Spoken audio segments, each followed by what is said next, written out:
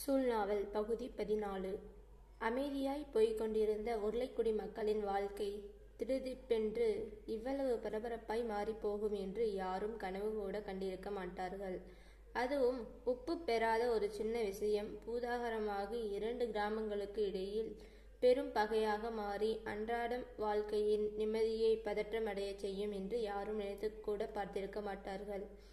என்றைக்கும் போலத்தான் அன்றைக்கும் பொழுது விடிந்தது.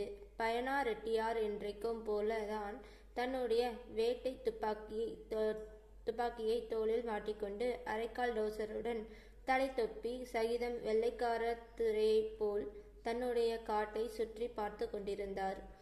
என்றைக்கும் போல் தான் முண்டாணி பயல் ஆடு மேய்த்து கொண்டிருந்தான். 2 ஊர்களுக்கும் பெரும் பகையாய் மாறும் சம்பவம் ஒரு வெள்ளாட்டுக்குட்டியின் பசியில் மறந்து கிடந்திருக்கிறது. புஞ்சையை சுற்றிலும் வரப்பு எல்லை தெரிவதற்காக எல் செடியை விதைத்திருந்ததால் ஆட்டுக்குட்டி பருத்தி செடிக்குள் போனதை முண்டாணி பயல் கவனிக்கவில்லை. டமார் என்று வெடித்த துப்பாக்கி சத்தம் கேட்டு மற்ற ஆடுகள் சிதறி ஓடின. கருவேல மரத்தில் உட்கார்ந்திருந்த ஒற்றை காக்கை விருட்டென்று பறந்து மறைந்தது.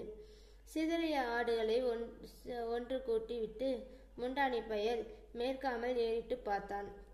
தோளில் துப்பாக்கியுடன் பயனார் ரெட்டியார்.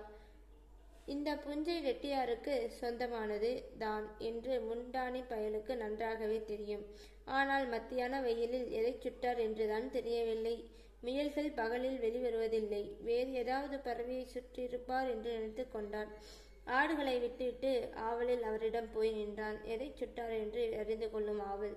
கண்கள் நாலா பக்கமும் தேட ஒன்றும் தட்டுப்படவில்லை.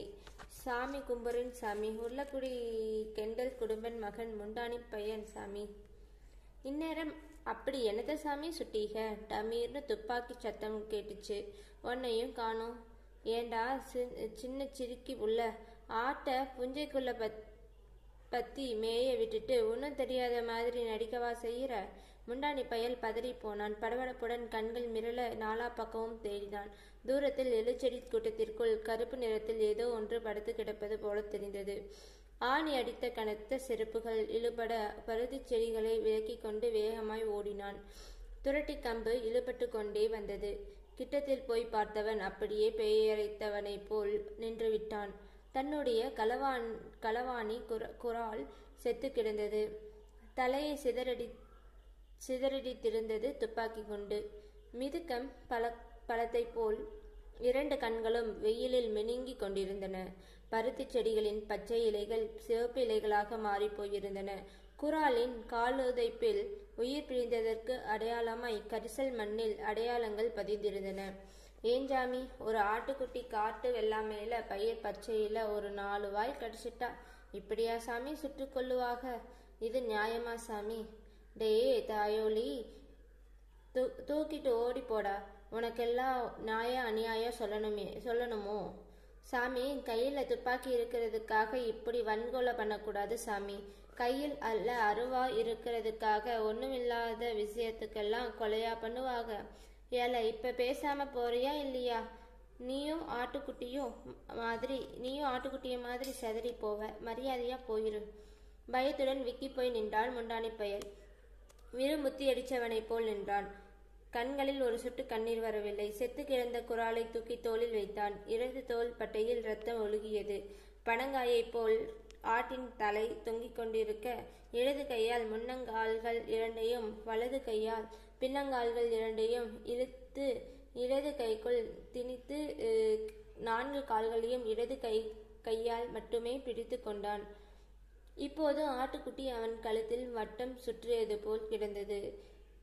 கீழே கிடந்த துரட்டி கம்பை காலால் தூக்கி வலது கையில் பிடித்து கொண்டான். தரையில் உறைந்து கிடந்த இரத்த திட்டுகளை காலால் மண் கூட்டி மூடினான். கழுத்தில் சுமை. இடது கையில் ஆட்டுக்குட்டியின் கால்கள், வலது கையில் துரட்டி கம்பு. பயனார் ரெட்டியாரை ஏறிட்டு பார்க்க முடியவில்லை. வாய் மட்டுமே பேசியது. போயிட்டு வாரேன் சாமி, நீங்க நல்லா இருங்க. ஆனா கையில ஆயுதம் இருக்கிறதுக்காக ஒரு உசு பிராணிய கொல்றது பாவம் சாமி. அதுவும் இது மாதிரி வாயிலா ஜீவன்களை கொல்றது பெரும் பாவம். உங்க கையில் மட்டும்தான் ஆயுதம் இருக்கும்னு நினைச்சிடாதீங்க. எல்லார் கையிலையும் ஆயுதம் இருக்கு. என்னடா ஒரு சின்ன பையன், அதுவும் பல்ல பையன், இப்படி பேசுறேன்னு நினைக்காதீங்க. தேவையில்லாம ஒரு சில்லான கொன்னதுக்கு எங்க அப்பன் கெண்டல் அடிச்ச அடி இன்னும் எனக்கு நல்லா ஞாபகம் இருக்கு. நீங்க கொலைப்பாவும் ஏத்துட்டீங்க. இதே ஆயுதம் உங்களையும் கொல்லாதுன்னு என்ன நிச்சயம்? ஏல இப்ப போறியா இல்ல சுடவா? தன் மேலெல்லாம் ரத்தம் சிந்த குராலை தோளில் போட்டபடியே ஆடுகளை பார்த்து கொண்டு ஊர் வந்து சேர்ந்தான். முண்டாளி பயல் மேலெல்லாம் ரத்தம் உறைந்து திட்டாய் படிந்திருந்தது. ரத்த கவுச்சிக்கு ஈக்கள் மொய்த்தன. கெண்டலும் அவன் பொண்டாட்டி நடையாளியும் மண்ணை வாரி துட்டினார்கள். மரத்தடியில் ஊர் கூடி நின்றது. இளவட்டங்களை கட்டுப்படுத்த முடியவில்லை. ஆளாளுக்கு உணர்ச்சி வசப்பட்டு பேசினார்கள். நீர்பாய்ச்சி மடைக்குடும்பன் குப்பாண்டி மூவரும் இளவட்டங்களை சமாதானப்படுத்தினார்கள். அரண்மனை போய் ராஜாவிடம் சொல்ல வேண்டும் என்று சிலர் கூறினார்கள். கடைசியாக தெக்கூர் போய் நியாயம் கேட்க வேண்டும் கேட்பது என்று இறங்கி வந்ததால் சமாதானமாக போய்விடுவது என்றும், இல்லை என்றால் அரண்மனைக்கு போய் மகாராஜாவை பார்த்து முறையிடுவது என்று முடிவாயிற்று. தெக்கூருக்கு யார் யாரெல்லாம் போக வேண்டும் என்றும் என்ன பேச வேண்டும் என்றும் இங்கேயே முடிவாயிற்று. அதன்படியே குப்பாண்டி, நீர்ப்பாய்ச்சி, காட்டுப்பூச்சி, முண்டாணி பயல், அவனுடைய அப்பன் கெண்டல் ஆகிய 5 பேர் மட்டும் போய் நியாயம் கேட்பது என்று முடிவாயிற்று. மறுநாள் சாயங்காலம் தெக்கூர் போய் சேர்ந்தபோது ஊருக்கு பக்கத்தில் உள்ள வேப்ப மரத்தில் 7-8 பேர் உட்கார்ந்திருந்தார்கள். உருளைக்குடி ஆட்கள் 4-5 பேர் மொத்தமாக தங்களை நோக்கி வருவதை பார்த்ததும் என்னமோ ஏதோ என்று ஆச்சரியமாக பார்த்து கொண்டிருந்தனர்.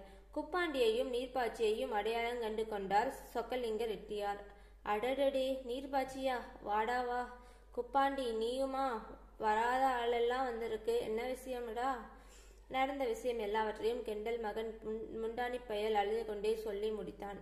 விஷயம் கேள்விப்பட்டு மரத்தடியில் கூட்டம் கூடிவிட்டது. முண்டாணி பயல் சொல்லி முடித்ததும் திம்பு ரெட்டியாருக்கு கோபத்தை அடக்க முடியவில்லை. பட்டாளத்துக்கார வந்தாம்னா ஏதாவது பிரச்சனையை இழுக்காம இருக்கானா?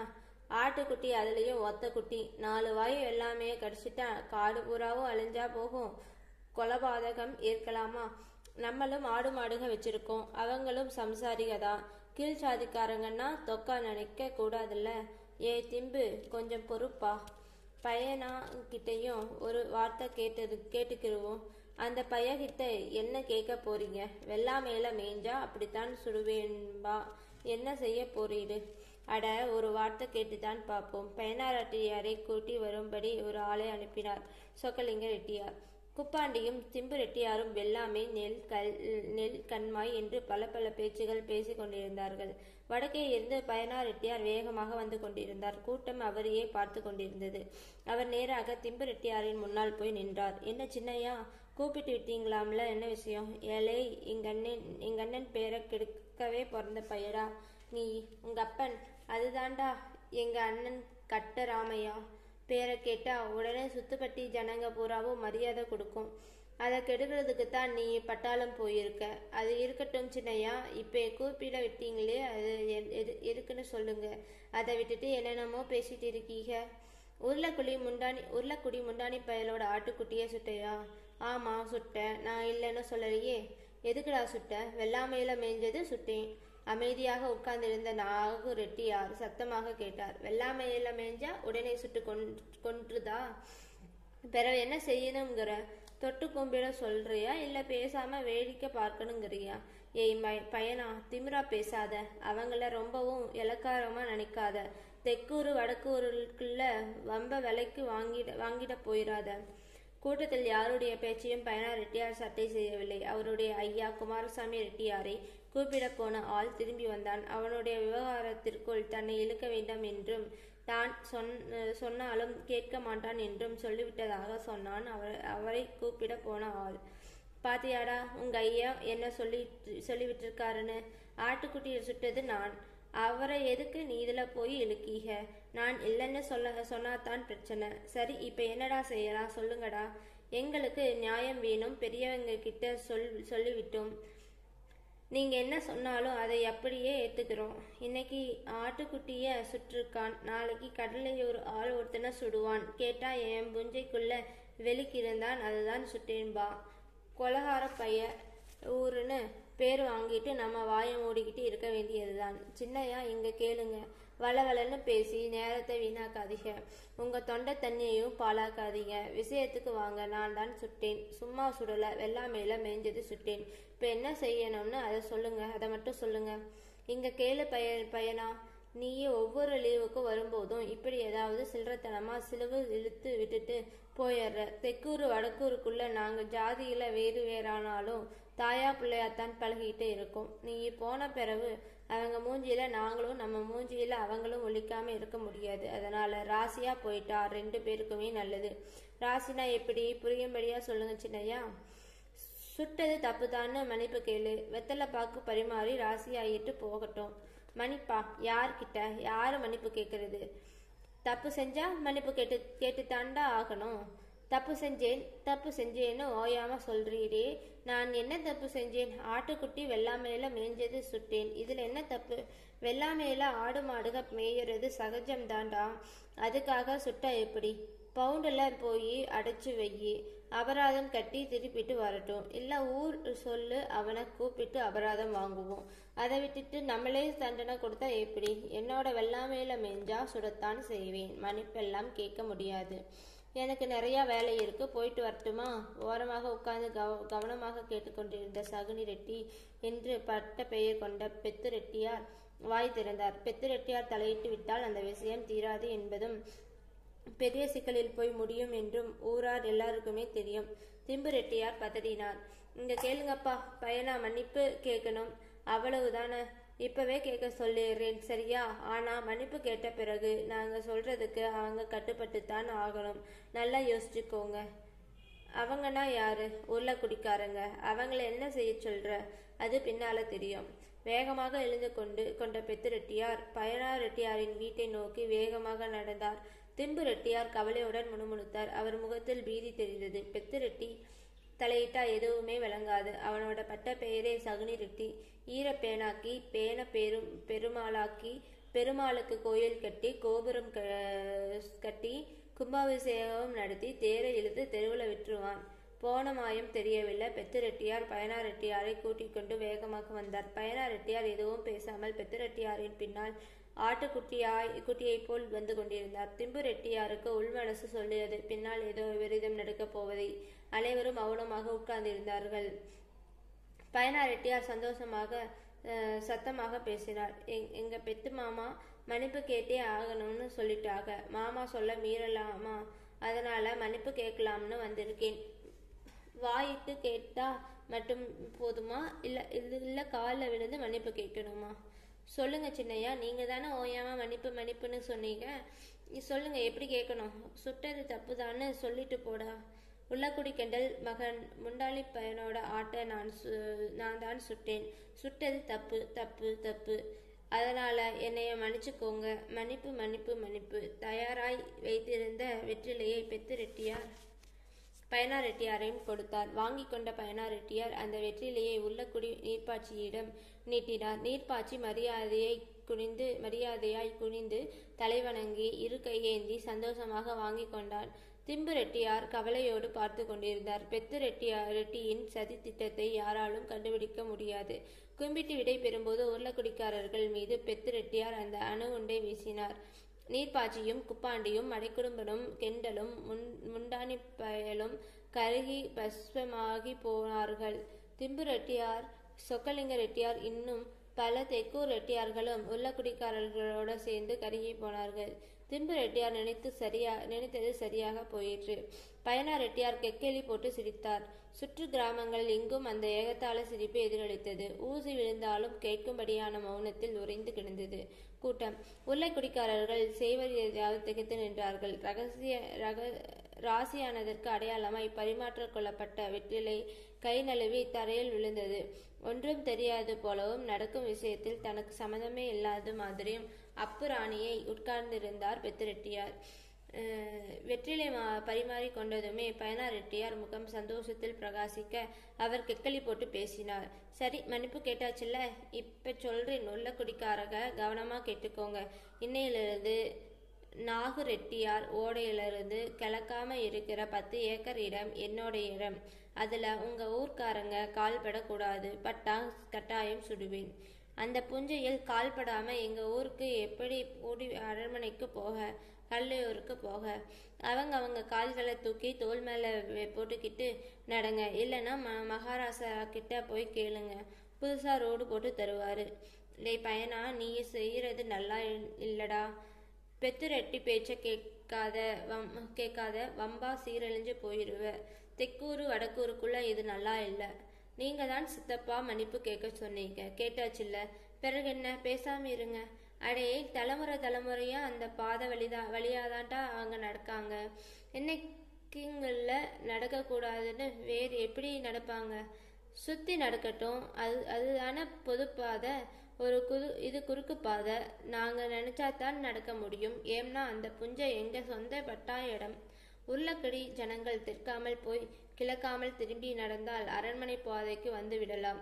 அந்த திருப்பத்தில் இருப்பதுதான் பயனார் ரெட்டியாரின் 10 ஏக்கர் நிலம். அதில் மெதிக்காமல் நேரே சென்றால் கண்மாய்க்கு சென்று கரையேறி அரண்மனை பாதைக்கு வர வேண்டும். கண்மாயில் தண்ணீர் இல்லை என்றால் ஒரு வழியாக சமாளித்து கொள்ளலாம். கண்மாய் பெருகிவிட்டால் கண்மாயை சுற்றித்தான் அரண்மனை பாதைக்கு வர வேண்டும். இது இயலாத காரியம். நீர்ப்பாய்ச்சி மடைக்குடும்பன் குப்பாண்டி மூவரும் மௌனமாகி போனார்கள். அவர்களுக்கு என்ன செய்வதென்று தெரியவில்லை. இப்படி சொன்னா எப்படி சாமி? இன்னைக்கு நேத்தா நடக்கம் பரம்பரையா எங்க ஊரு ஆட்களும் அதுதானே சாமி நடப்பாத. டேய் பெத்து 2 ஊருக்கும் வம்பு இழுத்து விட்டுறாத. பயனா கிட்ட சொல்லி விஷயத்த சிக்கலாக்காம முடிடா. மன்னிப்பு கேட்க வச்சது தப்புதான்னு மன்னிப்பு கேட்க சொல்லுங்க, விவகாரத்தை முடிச்சிருவோம்.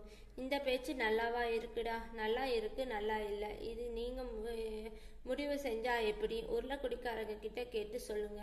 விவகாரத்தை கவனமாக கேட்டுக்கொண்டிருந்த நீர்ப்பாய்ச்சி பேசினான். நாங்க இப்ப மன்னிப்பு கேட்டுருவோம். ஆனா அப்படி மன்னிப்பு கேட்டுட்டா ஆட்டுக்குட்டிய சுட்டது சரின்னு ஆகி போயிரும். அடுத்து இது மாதிரி பல விவகாரம் தலையெடுக்கும். அதனால நாங்க நாளையிலிருந்து கண்மாயை சுத்தியே நடந்துக்கிறோம். இப்ப திரும்பி போகும்போது நாங்க உங்க புஞ்சையில கால் வைக்க மாட்டோம். இது சத்தியம். நீர்ப்பாய்ச்சி இப்படி பேசுவான் என்று யாரும் எதிர்பார்த்திருக்க மாட்டார்கள். ஒரு பெரிய நீண்ட மௌனம் சூழ்ந்து கொண்டது. 2 ஊர்க்காரர்களுக்கும் எதுவும் பேசிக்கொள்ள இயலவில்லை. கண்மையை சுற்றி நடப்பது ஆரம்பத்தில் சிரமமாக தெரிந்தாலும் வைராக்கியம் வெற்றி பெற்றது. உருளக்குடி ஜனங்கள் பழகி கொண்டார்கள். 2 மாசங்களில் கால் தடங்கள் பட்டு ஒற்றையடி பாதை உருவானது. விடுமுறை முடிந்த பட்டாளத்துக்கு போய்விட்ட பயனார் ரெட்டியார் பெத்து ரெட்டியாரிடம் சில பொறுப்புகளை ஒப்படைத்து விட்டு போய்விட்டார். காடு கரைகளில் கண்ணில் பட்ட உருளைக்குடிக்காரர்களிடமெல்லாம் பயனார் ரெட்டியாரின் ஐயா குமாரசாமி ரெட்டியார் புலம்பி தீர்த்தார். அடை மடை குடும்பா, உங்க ஊரு ஜனங்க கிட்ட சொல்லிருடா, என்னை ஏதோ தப்பா நினைச்சுக்கிற வேண்டாம்னு. பையன் யாரு சொல்லையோ கேட்க மாட்டேங்கான். அத்தோட இந்த பெத்து பெட்டி பைய அவனை சீரழிச்சு வச்சிருக்கிறான். தெக்கூரு வடக்கூருக்குள்ள இது தேவையா? உங்களை பத்தியும் உங்க ஐயா பெரிய சாமியாவுல பத்தியும் எங்களுக்கு தெரியாதா சாமி? நீங்க ஒன்றும் வருத்தப்படாதீங்க, நடக்கிறது நடக்கட்டும். 4 நாளைக்கு முன்னால பெத்து உங்க ஊருக்கு வந்தான்னு கேள்விப்பட்டேன். எதுக்குடா வந்தான்? நெசமா இல்ல பொய்யா? வந்தாரு, நெசந்தான். ஏம்னா யாரெல்லாம் பழைய பாதை வழி நடக்கலாம்னும் யாரெல்லாம் நடக்கக்கூடாதுன்னும் பேர் எழுதி கொண்டாந்து கொடுத்தாரு. கேட்டா உங்க மகன் தான் அப்படி சொல்லிட்டு போயிருக்காருன்னு சொன்னாரு. நாங்க யாருமே அவர்கிட்ட சரியா பேசல. இளவட்ட பையக மரியாதை இல்லாம பேசி விரட்டிட்டாங்கன்னு கேள்விப்பட்டேன். எல்லாமே இந்த பெத்து ரெட்டியாவோட ஐடியா தான்டா. 2 ஊரையும் துண்டுபடுத்தியாச்சு. இனி உங்க ஊருக்குள்ளேயே குழப்பத்தை உண்டாக்கி உங்க ஊரையும் 2ஆக்கி விட்டுட்டா சந்தோஷம்தானே? நாங்க எல்லாருமே கண்மாயை சுத்தி நடந்துக்கிறோம். உங்க சொல்லிய பாருங்க, பையக சொல்லிட்டாங்களாம். நம் கண்ணுக்கு தெரியாமலே உலகத்தில் உள்ள அனைத்தையும் காலம் தகர்த்தி கொண்டே இருக்கிறது. பழைய பாதைகள் தூர்ந்து போவதும் புது பாதைகள் உருவாவதும் மரங்கள் இலையுதிர்ப்பதும் பூ பூப்பதும் காய்ப்பதும் பறவைகள் கூடு கட்டுவதும் கட்டிய கூடுகள் வெற்று கூடுகளாவதும் ஜனிப்பதும் மரணிப்பதும் போன்றே நிகழ்கின்றன. கண்மாயை சுற்றி செல்லும் புதிய ஒற்றையடி பாதை பழகி போனது. பாதை பிரச்சனையில் சூடு ஆறி அடங்குவதற்குள் புதிய பிரச்சனை இப்படி தலைதூக்கும் என்றும் யாரும் நினைத்திருக்க முடியாது. நடுராத்திரியில் பெத்துரெட்டியாரின் நாற்று படப்பு தீப்பற்றி எரிந்து சாம்பலாகி போனது. காற்றடி காலங்களில் கூரை வீடுகள் தீப்பிடிப்பதும் படைப்புகளில் தீப்பிடிப்பதும் வழக்கமான ஒன்று என்பது மறந்து பெத்துரெட்டி ஆர்ப்பாட்டம் பண்ணினார். இத்தனை படப்புகள் இருக்கும்போது என்னோட படப்பு மட்டும் தீப்பிடிச்சு எரியணும்னா இதென்ன மாயமா இல்ல மந்திரமா? சுத்தி உள்ள படப்பெல்லாம் இருக்கு, ஊடால இருக்கிற என் படப்பு மட்டும் எப்படி வேகும்? சரிப்பா, 6 மேல சந்தேகம்னு சொல்லு, கூப்பிட்டு விசாரிச்சுப்போம். இல்ல இன்னான்னு தான் சொல்லு, அதுக்கு என்ன நடவடிக்கை எடுக்கணும்னே எடுப்போம். சும்மா தினமும் தக்கா உக்கான்னு குதிச்சா ஆக போறது ஒன்றும் இல்லை மாமா. இது சும்மா விட போறதில்ல. எங்கேயாவது போய் நிலையம் கேட்டு துப்பு வெட்டி அந்த பைய குடும்பத்தை ரத்தங்கக்கி சாக வச்சு கருவறுக்காம விடவே மாட்டேன். குமாரசாமி ரெட்டியார் ஒரே வரியில் பதில் சொன்னார். நீயே நிலையங்கேக்க போகும்போது நம்ம ஊர் ஆட்க 2 பேர்த்தையும் கூட கூட்டிட்டு போ, அப்பத்தான் உண்மை தெரியும். அப்படி நான் என் படப்புல நானா தீய வச்சுக்கிட்டு உருளைக்குடிக்காரங்க மேல பழிய போறோம்னு சொல்றீங்களா? இவங்க பேச்ச அப்படித்தான் தெரியுது. பெத்துரெட்டியாரின் நாற்றுப்படப்பு தீயில் வெந்து போன விஷயம் காடுகரைகளில் பெரிய அளவில் பேசப்பட்டது. 4 பேர் கூடிவிட்டால் போதும், ஊர் முழுக்க இதே பேச்சுதான். பேச்சு முடியும் போது கூடவே இந்த ஆதங்கமும் கட்டாயம் சேர்ந்து கொள்ளும். எந்த பய தீ வச்சிருந்தாலும் அந்த பயலும் விளங்க மாட்டான், அவன் குடும்பமும் விளங்காது. ஏன்னா வாயிலா ஜீவன்களை பட்டினி போடுறது பாவத்திலையும் பெரும் பாவம். மனுஷர்களுக்கு மனுஷர் 1000 சண்டை போடலாம், வெட்டலாம், குத்தலாம், அது நம்மளோட போயிரும். நம்மளை அண்டி நமக்காக வாழ்ற ஜீவனை பழி வாங்கலாமா? உள்ளக்குடி ஆட்க மேலதான் சந்தேகம்னு பெத்துரெட்டி சொல்லிவிட்டு அலையிறானாம். கூறுகெட்ட பையங்கிறது சரியாத்தானே இருக்கு. நம்ம என்ன சம்சாரிகளா இல்ல நாடோடிகளா? நாடோடினா பொசுக்குன்னு தீய வச்சுட்டு ஓடிடுவான், கண்காணாத திசையில் போய் இருந்து கிருவான்.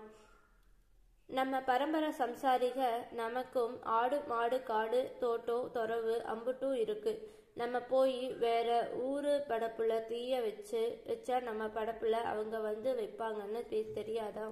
எப்படியாவது 2 ஊர்களுக்கும் பகையை உண்டாக்கி விட்டு அதில் குளிர் காய்வதற்காக பெத்துரெட்டியார் அலையாய் அலைந்தார். பயரா ரெட்டியார் விவகாரத்தில் தோல்வி அடைந்து விட்டதால் அவர் மனதில் வன்மம் குடியேறி கொண்டது.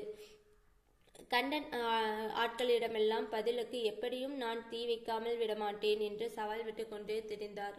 நீர்ப்பாய்ச்சியின் காதுகளுக்கு அவர் பேச்சு வந்த போதும் அவன் அதை சட்டை செய்யவில்லை. விவசாய வேலைகள் மும்முரமாக நடந்து கொண்டிருந்தன. யாருமே எதிர்பார்த்திருக்க மாட்டார்கள். உருளக்குடியில் நள்ளிரவு படப்பு தீ பிடித்து எரிந்தது. ஊர் கிணற்றிலிருந்து தண்ணீர் இறைத்து ஊற்றி அணைக்க முடியவில்லை. 6 படப்புகள் சாம்பலாகி போயின. உருளக்குடி ஊரே குக்கி போனது. யார் முகத்திலும் ஈயாடவில்லை. கோபமும் பீதியும் கலந்த இறுக்கமான முகங்களுடன் ஆண்களும் பெண்களும் நடமாடினார்கள். பெத்துரெட்டியார்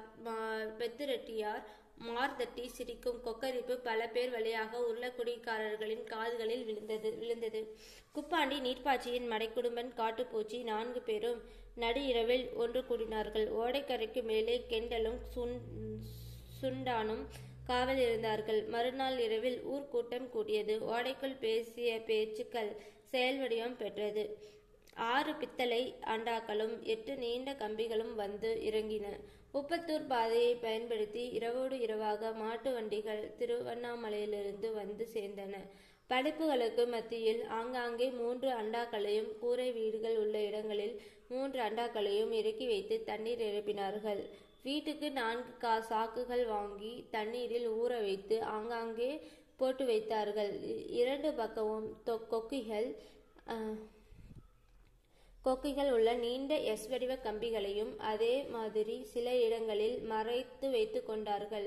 கூரை வீடுகளில் தீ பிடித்து விட்டால் வரிசையாக நின்று கொண்டு நீண்ட கம்பியை தூக்கி முகட்டில் கொக்கியை மாட்டி இழுத்ததால் கூரை வீடு அப்படியே தரையில் சாய்ந்துவிடும். தீ அடுத்த வீட்டுக்கு பரவாது. அதே மாதிரி படப்பையும் இழுத்தால் பாதி படப்பு கீழே சரிந்து விடும். தயாராக இருக்கும் நனைந்த சாக்குகள் கொண்டு மூடி அரைந்து தீயை அணைப்பது. ஆங்காங்கே இருக்கும் பித்தளை அண்டாக்களில் பெண்களும் ஆண்களும் கிணற்றிலிருந்து தண்ணீர் கொண்டு வந்து ஊற்றி நிரப்பிக் கொண்டிருப்பது. 2-3 தடவை தீ வைத்தும் எந்த சேதாரமும் ஏற்படாமல் தீ அணைக்கப்பட்டதால் பெத்துரெட்டியாரின் ஆட்கள் குழப்பத்தில் தவித்தார்கள். கூரை வீடுகளும் படைப்புகளும் லேசான சேதாரத்தோடு காப்பாற்றப்பட்டன. காடெல்லாம் அலைந்து காட்டுப்பூச்சியையும் இன்னும் சில இளவட்டங்களையும் சுரை குடுக்கைகளையும் பீர்க்கங்குடுக்கங்களையும் பொறுக்கி சேர்த்தார்கள். எதற்கு என்று தெரியாமலேயே நிறைய குடுக்கைகளை சேகரித்து கொண்டு வந்து குப்பாண்டியின் முன் போட்டார்கள். அன்று இரவு குப்பாண்டியின் வீட்டு முன்னால் 7-8 பேர் சாமம் வரை முழித்து கொண்டே இருந்தார்கள். நாட்டு கருவேல மரக்கட்டைகளை எரித்து அதிலிருந்து விழும் கட்டுங்கங்குகளை கவட்டை குச்சிகளால் எடுத்து குடுக்கைகளுக்குள் நிரப்பிக் கொண்டிருந்தார்கள். கனத்த ஓடுகளால் மூடப்பட்ட குடுக்கைகளுக்குள் விதைகள் நிரம்பிய பஞ்சு போன்ற நரம்புகளால் மூடப்பட்ட பல அறைகள் இருக்கும். விதைகளை உதிர்த்து விட்டு கங்குகளை நிரப்பினார்கள். உயிருக்கும்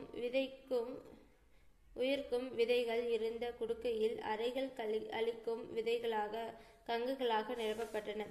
ஆளுக்கு 4-5 குடுக்கைகளை எடுத்துக்கொண்டு நடுச்சாமம் தெக்கூருக்கு நுழைந்தார்கள். ஒவ்வொரு படப்பிலும் குறிப்பிட்ட இடத்தில் வெளியே தெரியாதபடி கங்குகள் நிரப்பிய குடுக்கைகளை சொருகினார்கள். கூரை வீடுகளில் ஓலையை தூக்கி அதன் அடியிலும் சில குடுக்கைகளை சொருகிவிட்டு பத்திரமாக வந்து படுத்து கொண்டார்கள். நீ கங்குகள் விளைந்து குடுக்கையை குள்ளிருக்கும் பஞ்சு நரம்புகளில் பரவி குடுக்கையின் தடித்த மேல் ஓட்டில் பிடித்து படப்பில் தீ பரவ எப்படியும் 3 அல்லது 4 மணி நேரம் கூட ஆகலாம். காலையில் தடபுடலாக வேலைக்கு புறப்பட்டு கொண்டிருந்த ஜனங்கள் படப்புகள் இருந்த இடத்தில் கீழ் கடைசியில் புகை தெரியவும் கூப்பாடு போட்டார்கள். தண்ணீரை ஊற்றி கொண்டிருக்கும் போதே 4 திசைகளிலும் ஒவ்வொரு படப்பாய் தீப்பிடித்து எரிய தொடங்கியது. கூரை வீடுகள் தானாகவே தீப்பிடித்து எரிந்த போது தெக்கூர் ஜனங்கள் பதறி போனார்கள். பட்ட பகலில் தங்கள் கண்கள் முன்னாலேயே ஒவ்வொரு படப்பாக எரிந்து சாம்பலானதை அவர்கள் வேடிக்கை பார்த்தார்கள். ஊரை மறைத்து கொண்டு நின்ற படைப்புகளும் கூரை வீடுகளும் சாம்பலாகி போயின. தெக்கூர் மொட்டை பனையைப் போல் நின்றது. மாயம் என்றார்கள், மந்திரம் என்றார்கள். உருளக்குடி குப்பாண்டி குடும்பனின் செய்வினை மந்திரம் என்றார்கள். ஆண்களும் பெண்களும் பெத்துரெட்டியாரை மண்ணை வாரி தூற்றினார்கள். நம் கண் முன்னாலேயே வீடுகளும் படப்புகளும் தீப்பிடித்து எரிகிறதென்றால் இது சாமானியவனின் சக்தியாக இருக்க முடியாது. இன்னும் ஊருக்கு என்னென்ன கேடுகள் வருமோ என்று பயந்தார்கள். ஆனாலும் உருளக்குடிக்காரர்களின் சதியாகத்தான் இருக்கும் என்று பேசிக்கொண்டார்கள். காலையில் வயக்காட்டுக்கு தண்ணீர் பாய்ச்ச போன கொண்டு ரெட்டியார் வேகமாக ஊருக்கு வந்தார். அவரால் எதுவும் பேசவில்லை. மாமா, அதுதான் எல்லாமே எரிஞ்சு சாம்பலாக போச்சே, பிறகு எதுக்கு இவ்வளவு வேகமா ஓடி அறிக? வயக்காட்டிலெல்லாம் தீ எரியுதா? வயக்காட்டுல மட்டும் தீ எரியலடா, ஊர்ல உள்ள அத்தனை பேரோட வயிற்றுலையும் தீய வச்சுட்டான்டா. கொஞ்சம் விளக்கமா சொல்லுங்க மாமா. 2 மடையிலிருந்து ஒத்த சொட்டு தண்ணி வெளியேற மாட்டேங்கு. மடைய திறக்கலையா? அடே எகராசி, பேசுற நேரம் இல்லடா இது. படைப்புகள் எல்லாம் சாம்பலாகி போச்சு. கால்நடைக பட்டினி. வயக்காட்டுக்கு தண்ணி இல்லைன்னா மனுஷர் பட்டினி. ஏதோ சோதனை வந்துருச்சுடா நம்ம ஊருக்கு. பயிர்ல வாய் வச்சதுங்கிறதுக்காக வெள்ளாட்டுக்குட்டிய மூளை செதற சுட்டுட்டான் பயனாரெட்டி. சும்மா இருந்த சங்க ஊதி கெடுத்தான். ஆண்டிங்கிற கதையா உருளக்குடியில போய் படப்புல நீ தீ வச்சான் பெத்துரெட்டி. இப்ப பாவம் நம்மளை பிடிச்சு ஆட்டுது. அவன் மயிர் போச்சுன்னு பட்டாளம் போயிட்டான். இவன் தலைய தொங்க போட்டுக்கிட்டு தெருவை சுத்திட்டு அலையிறான். ஊடைக்கு ஊட சீரழிய போறது நம்மதான். தெக்கூர் ஜனங்கள் கண்மாய்க்கரையில் கூடி நின்று வேடிக்கை பார்த்தார்கள். 2 மடைகளையும் சுற்றி வந்தார்கள். தண்ணீர் பாய்ச்சும் ஓவு ரெட்டியார் என்னென்னமோ பண்ணி பார்த்தார். பாய்ச்சா பலிக்கவில்லை. நீண்ட வாரிக்கம்பு கொண்டு வந்து முங்கி தண்ணீருக்குள் போய் குதித்து பார்த்தார்கள். அடைப்பை எடுக்க முடியவில்லை. அதற்கு மேல் மூச்சை அடக்க முடியாமல் மேலேறினார்கள். குறைஞ்சது 5 நிமிஷமாவது மூச்சடக்க முடிஞ்சாதான் மடக்குழி கிட்டேயே போக முடியும். போன மாயம் தெரியல. புழுக்குன்னு தண்ணிக்கு வெளியில தலை நீட்டுனா எப்படி கூடி அடைப்பை எடுக்க முடியும்? என்னது அடைச்சிருக்கோ? நீ சொல்றபடியே மூச்சடக்கனா மடக்குழிக்குள்ளேயே சாக வேண்டியதுதான், வெளியே வர முடியாது. சரி, சட்டுப்புட்டுன்னு ஆக வேண்டிய வேலையை பாருங்க, இல்லைன்னா துப்பரவா பயிர் கருகி போயிடும். பிறகு மண்ணை திங்க வேண்டியதுதான். ஆக வேண்டியதை பாருங்கன்னு வாயிட்டு லேசா சொல்லிடலாம். வழி வேணுமில்ல, என்ன செய்ய சொல்லுங்க? உள்ளக்குடி நீர்ப்பாய்ச்சியையும் மடக்குடும்பனையும் கூட்டிட்டு வாங்க. ஒரு வீச்சில் அடப்பை எடுத்துடுவாங்க. முட்டாத்தனமா பேசாதீங்க சின்னையா. மடைய அடைச்சாத்தா அந்த பயகதான் அவங்க காலிலேயே போய் விழணுங்கிறியா? அடையை பெத்து சொல்றத கேளுடா. தண்ணிக்குள்ள முங்கி மூச்சடைக்கிறது லேசப்பட்ட வேலை இல்லை, உசிர வெறுத்து செய்கிற வேலை. அவங்க பரம்பரையா அந்த வேலை பார்க்குறவங்க. வெள்ளக்கார துறைகளே ஊருக்கு அவங்க ஆட்களைத்தான் கண்மாய் பராமரிப்புக்கு தண்ணீர் பாய்ச்சிற வேலைக்கும் வச்சிருக்கான். அதுக்காக அவங்க காலில் போய் நம்ம விழ முடியாது. பயிர் கருகட்டும் பொசுங்கட்டும் பரவாயில்லை, 2ல் 1 பார்க்காம விட போறதில்ல. உள்ளக்குடி ஜனங்கள் கால்கள் வலிக்க கண்மாயை சுற்றி நடந்தார்கள். கட்டமண் ஆகிப்போன வீடுகளை கட்டுவதிலும் கருகி போய் கொண்டிருக்கும் பயிர்களை காப்பாற்றவும் மடையை திறக்க வழி தேடி தெக்கூர் ஆட்கள் அலைந்தார்கள். பயனா ரெட்டியாரின் ஐயா குமாரசாமி ரெட்டியார் அப்படியே முடங்கி போனார். இத்தனை பிரச்சனைகளுக்கும் தன் மகனே காரணம் என்று நினைத்து தினமும் மனம் வருந்தினார். இன்னும் என்னென்ன நடக்குமோ என்று ஆச்சப்பட்டார். பொருள் சேதத்தோடு போய்விட்டால் போதும் என்று தினமும் கோவில் குளங்களில் போய் கும்பிட்டு அழுதார்கள். தெக்கூர் ஊர் கோட்டத்தில் முடிவானபடி வேம்பார் கடற்கரையில் போய் 2 மீனவர்களை கூட்டிக் கொண்டு வந்தார்கள். 2 மீனவர்களையும் கண்மாயையும் மடைகளையும் சுற்றி வந்தார்கள். மடையின் அமைப்பை நிதானிக்க முடியவில்லை. தண்ணீர் பாய்ச்சும் ஓவு ரெட்டியார் விளக்கம் சொல்லிக் கொண்டிருந்தார். இங்க பாருங்க, இப்படி 3 அடுக்கா இருக்கும். கீழ்மடை, நடுமடை, மேல்மடை. இந்த 3 அடுக்குலையும் இப்படி அகலமா பெரிய ஓட்ட வட்டமா இருக்கும். அதுக்குள்ள பூந்து கரைக்கு அந்த பக்கமா கூட வந்துடலாம். ஓரால் நுழைஞ்சு இப்படி குழந்த தரையில தவழ்ந்து போறது மாதிரி போகலாம். ஆனா திரும்ப முடியாது. மூச்சு காலியாகிடுச்சுன்னா அப்படியே பின்னுக்கு வந்து கண்மாய் தண்ணிக்குள்ள வந்துதான் திரும்ப முடியும். வழியில இப்படி குறுக்கால ஒரு கம்பி நட்டு வசமா 3 அடுக்குக்கு போகும். அதுல சிக்காம வரணும், இல்லைன்னா மூச்சு போயிரும். நீங்க கேளுங்க ஐயா, எங்களுக்கும் கடலுக்குள்ள மூச்சடக்க தெரியும். அங்க இப்படி பொந்து பொடவு கடவு கம்பி எல்லாம் கிடையாது. நீங்க சொல்றது வச்சு பார்க்கும்போது இதோட அமைப்பு தெரிஞ்சவங்க, இதுலேயே பழக்கப்பட்டவங்களாதான் இந்த வேலையை செய்ய முடியும். துட்டுக்கு ஆசைப்பட்டு தெரியாத வேலையில இறங்கி ஒரு லாபம் நட்டம்னு வந்துட்டா எங்க பரதவ குளத்துக்கே கேவலமையா. வேம்பார் பரதவர்கள் சொன்னது மாதிரியே தான் தூத்துக்குடியிலிருந்து கூட்டிக் கொண்டு வந்த முத்துக்குழி மீனவர்களும் சொன்னார்கள்.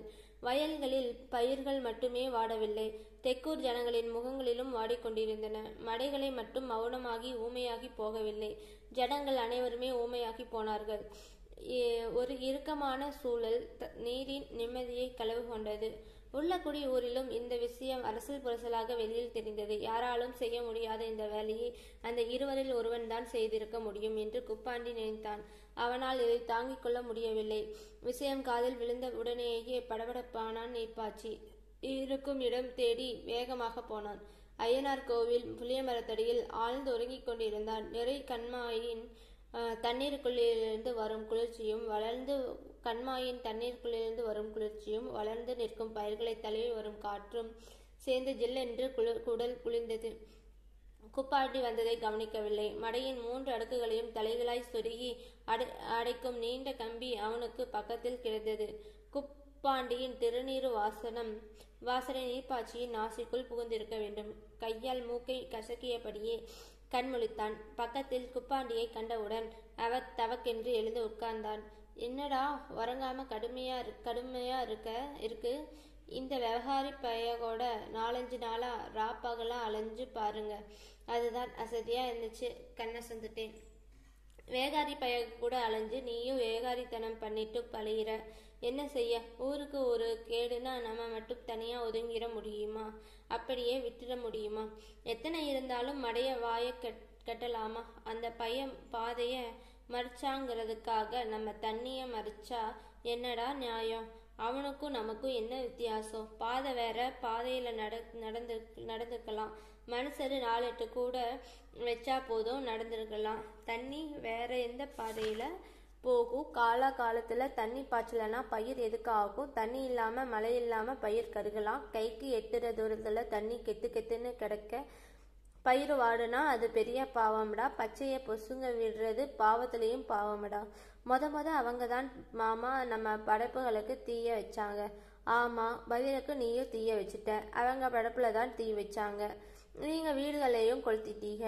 அவங்க வச்ச தீயில 4 படப்பு தான் எரிஞ்சது. நீங்க 8 படப்பை சாம்பலாக கிட்டீங்க. பிறகுமா வெறி தீரல? சரி மாமா, தப்பு தான். நான் இப்ப என்ன செய்யணும்? பயிருக வாடிருச்சு, இன்னும் கருகலை. கருகி சாகும் முன்ன மடைவாயை திறந்து விட்டுரு. யாருக்கும் தெரிய வேணாம். யாருக்கும் தெரியாம தன்னந்தனியாளா போய் எப்படி மடைகளை தடுத்து விட்டு வந்தானோ அதே போல் சாமம் போல நீர் பாய்ச்சி தெக்கூர் கண்மாய் கரையேறினார். அவனை பொறுத்தவரை இரவும் பகலும் ஒன்றுதான். தண்ணீருக்குள் வாழும் ஒசு பிராணிகள் இரவேது பகலேது. அடைமழை காலங்களில் நிரம்பி வழியும் கண்மாய்க்கரைகளை இரவு பகலும் பாதுகாத்து தொழில் புரியும் நீர்ப்பாய்ச்சியின் துணிச்சல் பரம்பரையாக வந்தது. தண்ணீரையும் கண்மாயையும் பாதுகாப்பதால் தண்ணீரும் கண்மாயும் அவன் பரம்பரைக்கே பாதுகாப்பு. நீர்ப்பாய்ச்சி ஜலத்திலேயே வாசம் செய்யும் ஒரு ஐந்துவை போல் நிறை கண்மாயில் கும்மிருட்டில் நீந்தினான். நீர் அவனை அரவணைத்து கொண்டது. மடை அவனை தழுவிக்கொண்டது. தண்ணீருக்குள் மூச்செடுக்க மீன்கள் கற்றுக் கொடுத்தன. தண்ணீரிலிருந்து காற்றை உறிஞ்சும் கைவரப்பட்டவனே நீரை ஆள முடியும். நீர்ப்பாய்ச்சி தண்ணீருக்குள் வெளியே தலை நீட்டிய போது மடை திறந்து நீரோடி வயல்களில் பாய்ந்தது. கருகிய பயிர்கள் மூச்சிழுத்தன. அவன் விலங்கை போல் நீந்தி பூனையைப் போல் வீடேறினான். விடிகாலையில் கண்மாய்க்கும் போனவர்கள் காதுகளில் தண்ணீர் மடையேறி பாயும் கும் என்ற இரைச்சலும் வாய்க்காலில் தண்ணீர் ஓடும் சலசல சத்தமும் கேட்டது. அவர்களால் தங்கள் கண்களையே நம்ப முடியவில்லை. மீண்டும் ஊர் கூடி கண்மாய் கரையில் நின்றது. அவர்கள் ஆச்சரியப்படாமல் இருக்க முடியவில்லை. ஓவர் ரெட்டியாரிடம் பொறுப்பை ஒப்படைத்து விட்டு ஜனங்கள் ஊர் திரும்பி கொண்டிருந்தார்கள். திரும்பிய கூட்டம் குமாரசாமி ரெட்டியார் வீட்டின் முன்னால் கூடி நின்றது. உள்ளிருந்து பெண்கள் ஒப்பாரி வைத்து அழுது கொண்டிருந்தார். கண்கள் சிவந்திருந்த குமாரசாமி ரெட்டியார் வெளியில் வந்தார். பட்டாளத்தில் நடந்த சண்டையில் பயனார் ரெட்டியாரின் தலையில் குண்டு பாய்ந்து இறந்து விட்ட செய்தியை கேள்விப்பட்ட ஜனங்கள் முகங்கள் குறாவி மௌனமாகி போனார்கள். கூட்டத்தில் இருவர் பேசிக்கொண்டது பெண்களின் அழுகை சத்தத்தையும் மீறி கேட்டது. ஒரு ஆட்டுக்குட்டி வாயிலா ஜீவன் 2 வாயி வெள்ளாமையில கடிச்சிருச்சுன்னு தலையில சுட்டு மூளை செதறி சாகடிச்சியே, இப்ப என்னத்தை அள்ளி கட்டிட்ட? அதோடையா போச்சு? தெக்கூரு வடக்கூருக்குள்ள பகை. பாவம், அந்த ஊருக்காரங்க தினமும் வம்படியா நடந்து சுத்தி சீரழிறாக. அவங்க மனசு என்ன பாடுபடும்? தினமும் மண்ணவாரி தூத்துனா பாவம் பிடிக்குமா பிடிக்காதா? வயிற்றெரிச்சல் வாங்க கூட கூடாது. நீ எப்படி ஆட்டுக்குட்டியா தலையில சுட்டு மூளைய செதறடிச்சையோ அதே மாதிரி ஒத்தலையில ஒருத்தன் சுட்டு மூளைய செதறடிச்சாட்டான்ல. நீ சுட்ட கொண்டு சாகாம உன்னையும் பழிவாங்க ஒளிஞ்சுதானே கிடந்திருக்கு. பயனா செத்து உடனே மட திறந்து தானா தண்ணிய பாயுதுன்னா இது பெரிய அதிசயமால இருக்கு. உனக்கு அதிசயமா இருக்கும், எனக்கு பயமா இருக்கு. மரத்தடியில் கூட்டம் கூடிவிட்டது. யார் கண்ணும் நம்ப மறுக்கும் உருவம். 2 ஊர்க்காரர்களின் பகையையும் மீறி குமாரசாமி ரெட்டியார் உருளக்குடி ஊருக்கு வருவார் என்று யாராலும் நம்ப முடியவில்லை. அவர் முகங்குறாவி நின்றதை பார்த்ததும் குப்பாண்டி கண் கலங்கி விட்டான். மனுஷரில் மகா மனுஷர் குமாரசாமி ரெட்டியார். பக்கத்து கிராமங்களில் அனைவராலும் மதிக்கப்படும் ஒரு மாபெரும் மனிதர். மகாபாரதம், ராமாயணம், ஹரிச்சந்திரன் கதை, நல்ல தங்கால் கதை, பொம்மாக்கா தும்மாக்கா கதை என்று வண்டியாய் கதைகளை சுமந்து திரிபவர். ஊராக போய் கதைகள் சொல்லி வருபவர். குமாரசாமி ரெட்டியார் பெரும்பாலும் இருக்கும் ஊர் உருளக்குடி. இடம் வாகை மரத்தடி. பயனார் ரெட்டியார் இறந்து போன விஷயத்தை பலர் வந்து அவருடன் பகிர்ந்து கொண்டார்கள். பெத்து ரெட்டியாரின் சகுனித்தனத்தால் தான் தன் மகனை பறிகொடுத்து விட்டேன் என்று அவர் சொன்னபோது அழுகையை அடக்க முடியவில்லை. ஆட்டுக்குட்டியை சுட்டு சாகடித்ததை விட உங்களை நடக்க விடாமல் சுற்றி நடக்க வைத்ததே பெரிய பாவம் என்றார். ஏனெனில் சித்திரவதைகள் மரணத்தை விடவும் வலுவானவை என்றும் மரணத்தையும் கொலையையும் கூட மறந்து விடலாம் என்று, ஆனால் சித்திரவாதையை மறப்பது கடினம் என்றார். தினமும் சுற்றி நடந்த உங்கள் ஊர் ஜனங்கள் அனுபவித்தது சித்திரவதையை என்றார். சரி சாமி, வருத்தப்படாதீங்க. இப்ப வந்த விஷயங்கள் சொல்லுங்க. உங்க ஊருக்காரங்க யாரும் பார்த்தா உங்களை ஊரு தள்ளி வச்சிருவாங்க. இப்படிப்பட்ட பகல்ல துணிகரமா வந்து நிக்கீங்களே, எங்களுக்கு பயமா இருக்கு சாமி. பயப்படுறதுக்கு என்னடா இருக்கு? நியாயம்தாண்டா ஜெயிக்கும். எல்லாம் தான் முடிஞ்சு போச்சு. இனி என்ன பயம்? பாதை வழி நடக்கக்கூடாதுன்னு சொன்னதுக்கு நான் எதுவுமே மறுப்பு சொல்லலையேன்னு உங்களுக்கு வருத்தம் இல்லையாடா? சாமி, அது உங்க ஊரோட முடிவு. எத்தனை இருந்தாலும் யாருமே தன்னோட ஊரை விட்டு கொடுக்க மாட்டாங்க. எங்க பயக எல்லாருமே சொன்னாங்க. 1000 கதை போடுறவாரு, ஊருக்கா போய் கதை படிக்கிறவரு, ஒரு ஹரிச்சந்திரனை போல வாழ்வரு குமாரசாமி ரெட்டியாரு பேசாம இருந்துட்டாரே. அப்படின்னா நம்ம ஊருக்காரங்க எப்படியும் சுத்தி சுத்தி நடந்து சாகட்டும்னு மற்றவங்க நினைக்கிறது மாதிரி தானே அவரும் நினைச்சாரு. டே, நீங்க நினைச்சதும் சரி, வருத்தப்பட்டதும் சரி. ஆனா 2 ஊர் பிரச்சனைன்னு நீங்க நினைச்சது தப்பு. ஏம்னா இது என்னோட குடும்ப பிரச்சனை. அதுக்கு பிறகுதான் ஊர் பிரச்சனை. ஆட்டுக்குட்டியை சுட்டது உங்க மகன்தான். உங்களை எங்க புஞ்ச வழி நடக்கக்கூடாதுன்னு சொன்னதும் என் மகன்தான். அவனை அப்படி சொல்ல வச்சது வேணும்னா வேற ஆளா இருக்கலாம். அதை எதிர்த்து ஒன்றும் சொல்ல முடியலங்கிற வருத்தம் எனக்கு உண்டு. என்னைய செய்ய தலையெடுக்கிற பையன் சரியில்லை. கேட்பாரு, பேச்சத்தான் கேட்பான். தேவையில்லாம ஆயுதத்தை கையில் எடுக்கான். கொலை செய்ய பயப்பட மாட்டாங்கான். அப்படின்னா நம்ம ஒதுங்கி இருக்கிறது தானே புத்திசாலித்தனம். நீங்க சொல்றதும் சரி சாமி. நான் என் மகன் எதிர்த்து ஒரு வார்த்தை சொல்லியிருந்தாலும் ஆட்டுக்குட்டிக்கு நேர்ந்த கதிதான் எனக்கும் நேர்ந்திருக்கும். ஏம்னா அவன் சுய புத்தியோடு இல்லை. பெத்துரெட்டி அவனை சூடேத்தி புத்தியை மழுங்கடிச்சிட்டான். வெறி நாயி கிட்ட விலகி போறதுதான் சாமர்த்தியம். வெறி பிடிச்சுக்கிட்டா யாரையும் கடிக்கும். அப்பன்னும் பார்க்காது, அண்ணன் தம்பினும் பார்க்காது. கடிச்ச பிறகு கூப்பாடு போட்டு ஆக்க போறது ஒன்றும் இல்லை. தீ பிடித்தால் மற்ற இடங்களுக்கு தீயை பரவ விடாமல் தடுப்பதற்காக அவர்கள் செய்து வைத்திருந்த பாதுகாப்பு ஏற்பாடுகளை பார்த்து குமாரசாமி ரெட்டியார் ஆச்சரியப்பட்டு போனார். படைப்புகளுக்கும் தண்ணீர் நிறைந்த பெரிய பெரிய ஆண்டாக்கள், நனைத்த ஈரச்சாக்குகள், கொக்கி போட்டு அப்படியே தரையில் இழுத்து போடக்கூடிய நீண்ட கம்பிகள், இவையெல்லாம் குப்பாண்டியின் யோசனைகள் என்று தெரிந்து குப்பாண்டியை மெச்சினார். படைப்புகளிலும் கூரை வீடுகளிலும் திடீரென தீ எப்படி பிடித்தது என்பதை அறிந்த போது சிரித்து உருண்டார். சாதாரண பீர்க்கங்காய கொடுக்கையும் சுரைக்குடுக்கையும் எங்கள் ஊர்க்காரர்களை உறங்க விடாமல் பாடாய்படுத்தியதை சொன்னபோது குப்பாண்டி செய்வினை ஏவல் வைத்து தன்னுடைய மந்திர சக்தியால் தான் திடீரென தீப்பிடிக்க வைக்கிறான் என்று மக்கள் பேசிக்கொண்டதை குறிப்பிட்டார். மடைகளை தான் மட்டுமே அடைத்ததாகவும் ஊரில் வேறு யாருக்கும் தெரியாது என்றும் கண்மாய்க்கரை ஐயனாருக்கும் எனக்கும் மட்டுமே தெரியும் என்றும் சாகும் வரை தண்ணீருக்குள் மூச்செடுக்கும் கலை எங்கள் பரம்பரை சொத்து என்றும் மடை குடும்பமும் நீர்ப்பாய்ச்சியும் ஊருக்குள் நடமாடும் போது மட்டுமே அவர்கள் நம்மை போன்ற சாதாரண மனிதர்கள் என்றும் வயலுக்குள் நிற்கும்போது வேறு மனிதர்களாகவும் தண்ணீருக்குள் இறங்கும் போது வேறு மனிதர்களாகவும் உருமாறிக் கொள்வார்கள் என்றும் கூறினார்கள். முத்து குளிக்கிறவங்களே முடியாதுன்னுட்டு போயிட்டாங்களேடா சாமி. கடல் வேற, கண்மாய் வேற. அது உப்பு தண்ணிக்குள்ள ஒரு நிமிஷம் நம்மளால மூச்செடுக்க முடியாது. அதே போல இந்த மழை தண்ணியில அவங்களால மூச்செடுக்க முடியாது. எவ்வளவு நேரமிடா உங்களால மூச்செடுக்க முடியும்? துல்லியமா சொல்ல முடியாது சாமி. தண்ணிக்குள்ள வேலை முடிகிற வரைக்கும் கூட எங்களால உள்ள மூச்செடுக்க முடியும். ஏம்னா தண்ணிக்குள்ள முங்கிட்டா நாங்க ஒரு தவளை அல்லது ஒரு மீன். சமயத்துல எங்களை சுத்தி தண்ணி இருக்கிறதோ அல்லது தண்ணிக்குள்ள நாங்க இருக்கிறதோங்கிறதே எங்களுக்கு தெரியாது. வெட்ட வெளியில இருக்கிறது மாதிரியே இருக்கும். அது ஐயனார் அப்பனோட வாக்கு.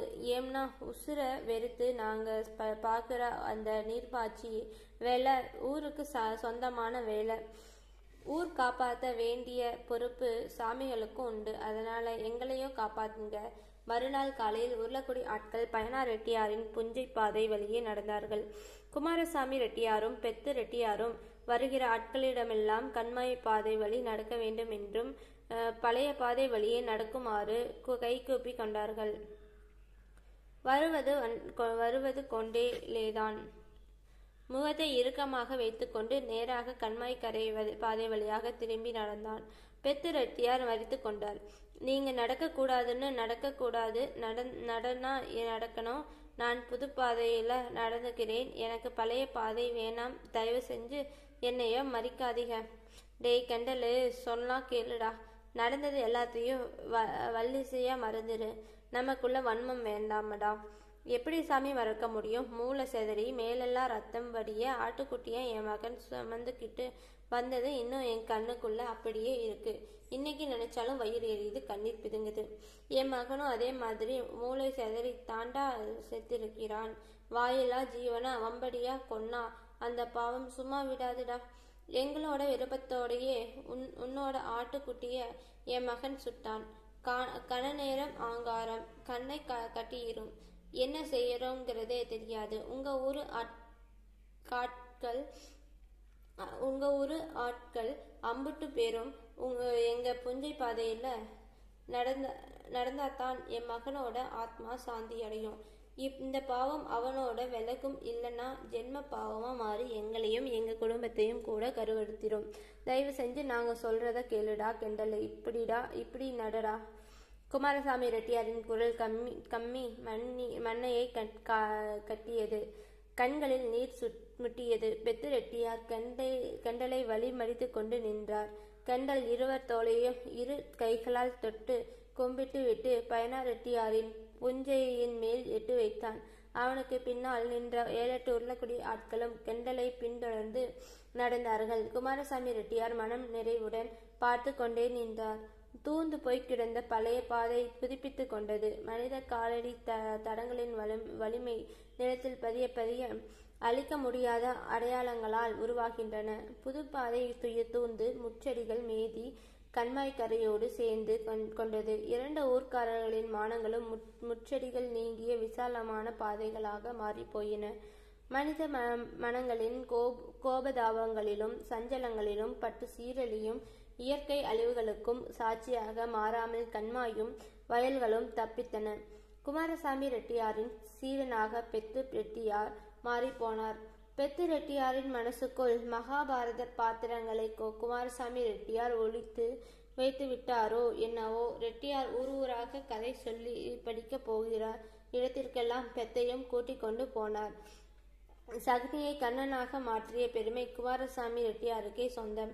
2 ஊருக்குமான பகை முடிய பயனார் ரெட்டியாரின் மரணமும் குமாரசாமி ரெட்டியாரின் மனமும் பெத்து ரெட்டியாரின் மாறிய குணமும் காரணங்களாகி போயின. ஒரே ஒரு துப்பாக்கி குண்டின் சரித்திரம் அதே மாதிரியான ஒரு துப்பாக்கி குண்டால் தான் முடிந்தது. தீப்பந்தங்களும் வீச்சறிவாள்களும் வேல் கம்புகளும் அழுகையும் கண்ணீரும்